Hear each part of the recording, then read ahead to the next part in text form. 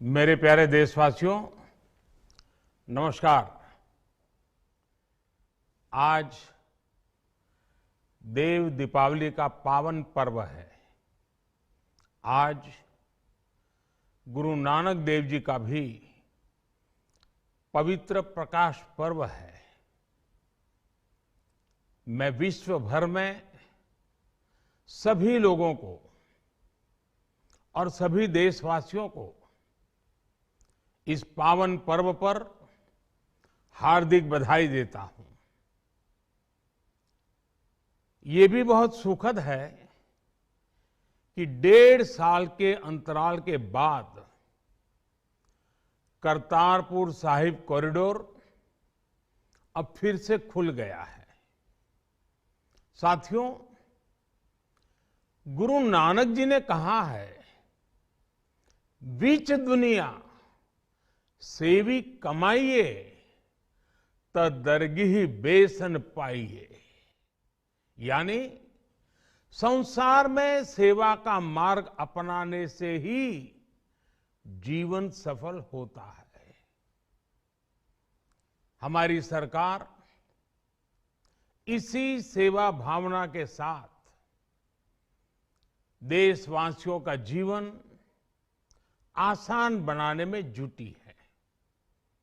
न जाने कितनी पीढ़ियां जिन सपनों को सच होते देखना चाहती थी, भारत आज उन सपनों को पूरा करने का भरपूर प्रयास कर रहा है। साथियों, अपने 5 दशक के सार्वजनिक जीवन में मैंने किसानों की परेशानियों को, उनकी चुनौतियों को बहुत करीब से देखा है, महसूस किया है।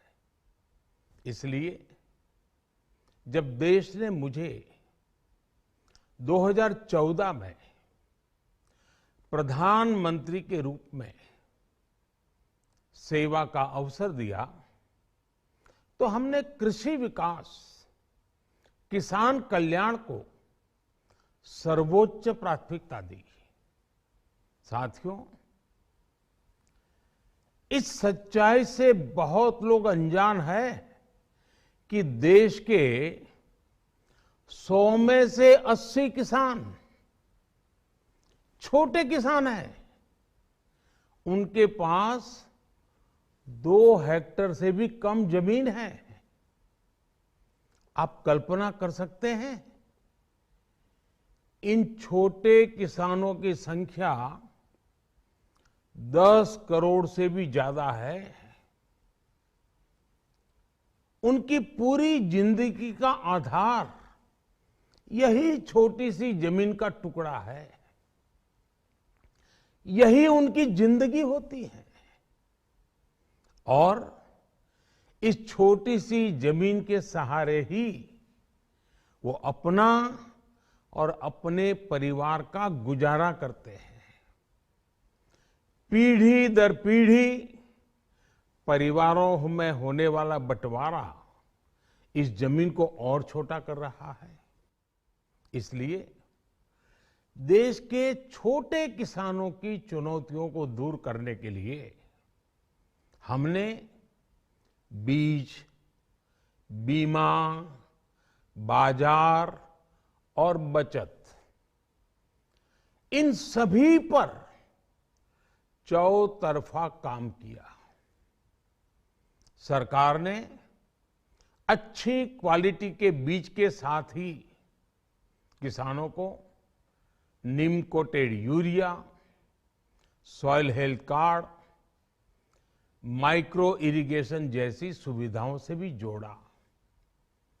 हमने 22 करोड़ सॉइल हेल्थ कार्ड किसानों को दिए और इस वैज्ञानिक अभियान के कारण एग्रीकल्चर प्रोडक्शन भी बढ़ा। साथियों, हमने फसल बीमा योजना को अधिक प्रभावी बनाया। उसके दायरे में ज्यादा किसानों को लाए। आपदा के समय ज्यादा से ज्यादा किसानों को आसानी से मुआवजा मिल सके, इसके लिए भी पुराने नियम बदले। इस वजह से बीते 4 साल में 1 लाख करोड़ रुपए से अधिक का मुआवजा हमारे किसान भाई बहनों को मिला है। हम छोटे किसानों और खेत में काम करने वाले श्रमिकों तक बीमा और पेंशन की सुविधाओं को भी ले आए। छोटे किसानों की जरूरतों को पूरा करने के लिए सीधे उनके बैंक खातों में 1,62,000 करोड़ रुपए ट्रांसफर किए, सीधे उनके खाते में। साथियों, किसानों को उनकी मेहनत के बदले उपज की सही कीमत मिले, इसके लिए भी अनेक कदम उठाए गए। देश ने अपने रूरल मार्केट इंफ्रास्ट्रक्चर को मजबूत किया। हमने एमएसपी तो बढ़ाई ही, साथ ही साथ रिकॉर्ड सरकारी खरीद केंद्र भी बनाए। हमारी सरकार द्वारा की गई उपज की खरीद ने पिछले कई दशकों के रिकॉर्ड तोड़ दिए हैं। देश की 1000 से ज्यादा मंडियों को ई नाम योजना से जोड़कर हमने किसानों को कहीं पर भी अपनी उपज बेचने का एक प्लेटफॉर्म दिया। और इसके साथ ही देश भर की कृषि मंडियों के आधुनिकीकरण पर भी हमने करोड़ों रुपए खर्च किए। साथियों, आज केंद्र सरकार का कृषि बजट पहले के मुकाबले 5 गुना बढ़ गया है। हर वर्ष 1.25 लाख करोड़ रुपए से अधिक कृषि पर खर्च किए जा रहे हैं। 1 लाख करोड़ रुपए के एग्रीकल्चर इंफ्रास्ट्रक्चर फंड के माध्यम से गांव और खेत के नजदीक भंडारण, इसकी व्यवस्था, कृषि उपकरण जैसी अनेक सुविधाओं का विस्तार, ये सारी बातें तेजी से हो रही है। छोटे किसानों की ताकत बढ़ाने के लिए 10,000 एफपीओ किसान उत्पादक संगठन बनाने का अभियान भी जारी है। इस पर भी करीब 7,000 करोड़ रुपए खर्च किए जा रहे हैं। माइक्रो इरिगेशन फंड के आवंटन को भी 2 गुना करके 10,000 करोड़ रुपए कर दिया गया है। हमने क्रॉप लोन भी 2 गुना कर दिया, तो इस वर्ष 16 लाख करोड़ रुपए हो जाएगा। अब पशुपालकों को मछली पालन से जुड़े हमारे किसानों को भी किसान क्रेडिट कार्ड का लाभ मिलना शुरू हो गया है। यानी हमारी सरकार किसानों के हित में हर संभव कदम उठा रही है, लगातार एक के बाद एक नए कदम उठाती जा रही है।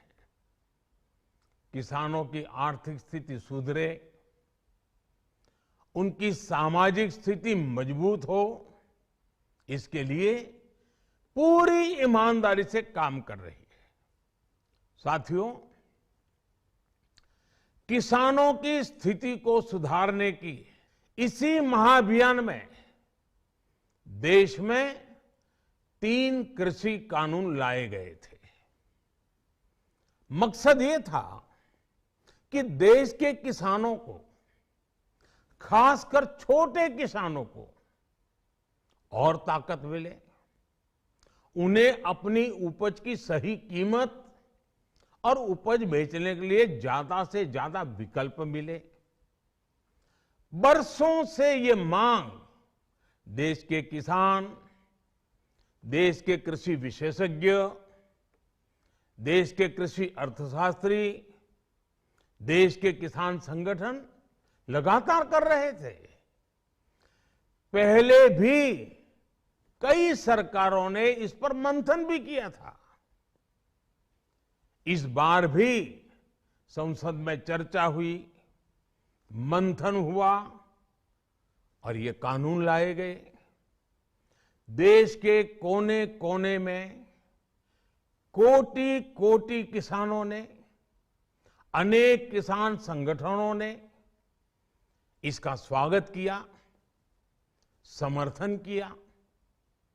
मैं आज उन सभी का बहुत बहुत आभारी हूं, धन्यवाद करना चाहता हूं। साथियों, हमारी सरकार किसानों के कल्याण के लिए, खासकर छोटे किसानों के कल्याण के लिए, देश के कृषि जगत के हित में, देश के हित में, गांव गरीब के उज्जवल भविष्य के लिए पूरी सत्यनिष्ठा से, किसानों के प्रति पूर्ण समर्पण भाव से, नेक नियत से ये कानून लेकर आई थी। लेकिन इतनी पवित्र बात, पूर्ण रूप से शुद्ध किसानों के हित की बात, हम अपने प्रयासों के बावजूद कुछ किसानों को समझा नहीं पाए। भले ही किसानों का एक वर्ग ही विरोध कर रहा था, लेकिन फिर भी ये हमारे लिए महत्वपूर्ण था। कृषि अर्थशास्त्रियों ने, वैज्ञानिकों ने, प्रगतिशील किसानों ने भी उन्हें कृषि कानूनों के महत्व को समझाने का भरपूर प्रयास भी किया। हम पूरी विनम्रता से, खुले मन से उन्हें समझाते रहे। अनेक माध्यमों से व्यक्तिगत और सामूहिक बातचीत भी लगातार होती रही। हमने किसानों की बातों को, उनके तर्क को समझने में भी कोई कोर कसर बाकी नहीं छोड़ी। कानून के जिन प्रावधानों पर उन्हें ऐतराज था, सरकार उन्हें बदलने के लिए भी तैयार हो गई। 2 साल तक हमने इन कानूनों को सस्पेंड करने का भी प्रस्ताव दिया। इसी दौरान ये विषय माननीय सर्वोच्च न्यायालय के पास भी चला गया। ये सारी बातें देश के सामने है, इसलिए मैं इनके अधिक विस्तार में नहीं जाऊंगा। साथियों, मैं आज देशवासियों से क्षमा मांगते हुए सच्चे मन से और पवित्र हृदय से कहना चाहता हूं कि शायद हमारी तपस्या में ही कोई कमी रही होगी, जिसके कारण दिए के प्रकाश जैसा सत्य कुछ किसान भाइयों को हम समझा नहीं पाए। आज गुरु नानक देव जी का पवित्र प्रकाश पर्व है। ये समय किसी को भी दोष देने का नहीं है। आज मैं आपको, पूरे देश को ये बताने आया हूं कि हमने 3 कृषि कानूनों को वापस लेने का, रिपील करने का निर्णय लिया है।